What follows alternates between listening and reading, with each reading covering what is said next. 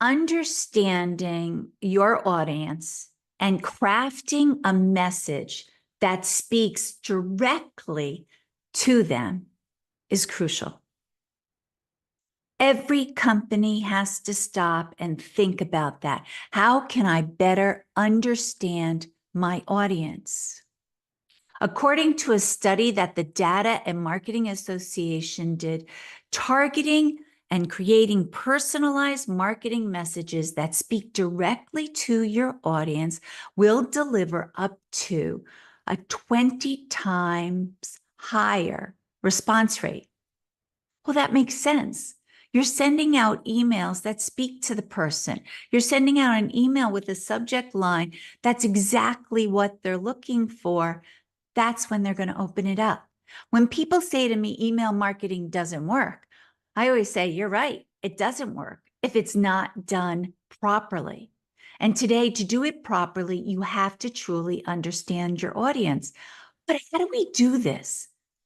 Staying up to date with our audience is hard. It's not a one and done thing. Maybe you know the titles and the demographics, but what they're interested in, what their challenges are, what's going on in the economy is constantly changing. So how do you stay current? Today, I'm going to talk about how ChatGPT 4.0 can help you with that, how it can help you stay current and truly understanding your audience so that you can create marketing messages that speak directly to them. I want to share my screen on how I have used ChatGPT. There we go. And the first way that I've used ChatGPT, like I told you before, I name it.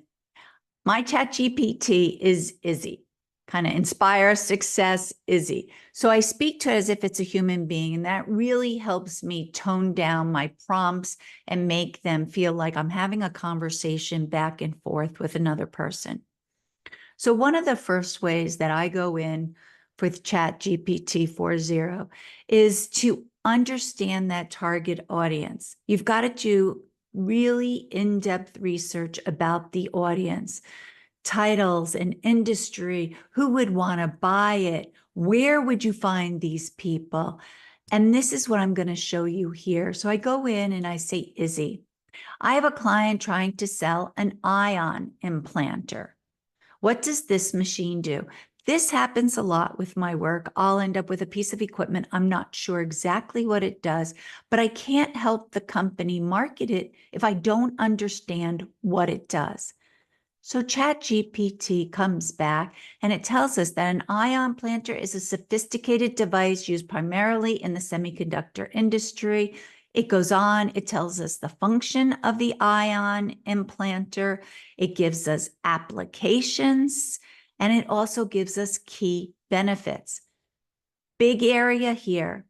Everyone is talking now about marketing messages that need to speak about the benefits, not the feature, not about your company, not about being around for 43 years. They don't care. What are the benefits for them?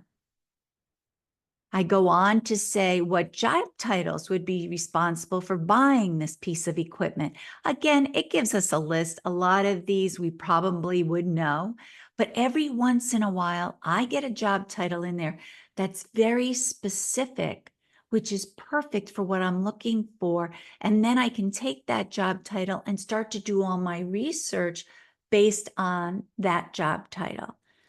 So always look at that. What job title would be interested in buying the piece of equipment? Who needs that service? I went in, this doesn't always come into play, but is there a geographical area that has a heavy concentration of these companies for this piece of equipment? This helps me that if we're looking for external lists, sometimes we might go in and put in a geo-specific target, like don't say just all of the US. We would go in and say right here, I want Silicon Valley, I want Austin, Texas, and I want Phoenix, Arizona. And then if I was going to go worldwide, I would go in and add in these areas. Can you identify and answer biggest challenges this industry that would buy an ion planter is having. Ask chat. And of course, it's going to come back with a response that might be exactly what we know. We know there's supply chain disruptions and there's technology advancements and high capital expenditures. But this is just the first answer Izzy gave me. Now we can really go and whittle it down each time. But since we only have 10 minutes today, I'm going to try to keep this short and just give you a quick overview. And now you can take it and start digging into it. And see, it goes on. It goes on. Intellectual properties, environmental. What type of content are they looking for to help them with these challenges? Again, it gives you a whole list. Sometimes you have to tell ChatGPT, just give me one answer. And here I said, well, what is the hot topic for this industry on social media? And it comes back what the hot topics are. I don't think this is a surprise to anyone that it's the AI-powered automations, the first thing that comes up, but it does give you other ideas of key aspects that are being talked about on social media. What type of social media posts are receiving the highest engagement rate for this type of audience? You know, every audience is different. What they're responding to, what type of messaging they want. Do they want to see a static image? Do they like to see a video? Would they like an infographic? You don't know, but just ask it and you should get some answers so that you could better target your audience, but by giving them the information they want on the channel they want, in the context they want. So here we go visual content, infographics, short video, photos. Like I said, sometimes it gives you such a length. You're like, oh, Donna, they've just mentioned every single possible thing. And it gives you even examples of the infographic post, the video post, a poll post. And I said, if you had to pick one, what would it be? You know, okay, let's stop. Don't list everything off to me. That's not going to make my life easier. It's going to make it harder. But it just said, why short videos? Short videos I have seen give my clients a 12-time better response rate than anything else they put out there. Long video, static images. It is definitely a short form video is getting the best response rate right now. When you do this, please keep in mind that anytime it's generated from ChatGPT, you've got to always use it as a baseline, as an assistant. It's not the end all. Please do not back up here where it's saying it writes down exactly what to say, uses the emojis. Please put it into your own words. If you do this, people are going to see it's AI generated. They're not going to really start to form that relationship with you because they're not going to feel like they're getting to know you. They're going to feel like they're getting to know ChatGPT. So make sure you twist it so that sounds like your unique brand and you. It has to sound like you. You're trying to build a relationship with these people, and that's why you have to humanize it by putting yourself out there. So like I said, it goes on, it tells us short form videos are a great way to get, and then it even gave you some examples on how to do it, a 1 to 2 minute short showcasing video. Can you help me create a short email to announce a new video? And so it gives us email here. It gives us a subject line to use. It goes on. Again, this is just a baseline, just an outline. You still have to change it and put it into your own words. This is a feature I do love about ChatGPT because I will take content we already have. I'll take some of my clients' content that they already have, and I'll upload it into ChatGPT and I'll tweak it a little bit based on specific titles.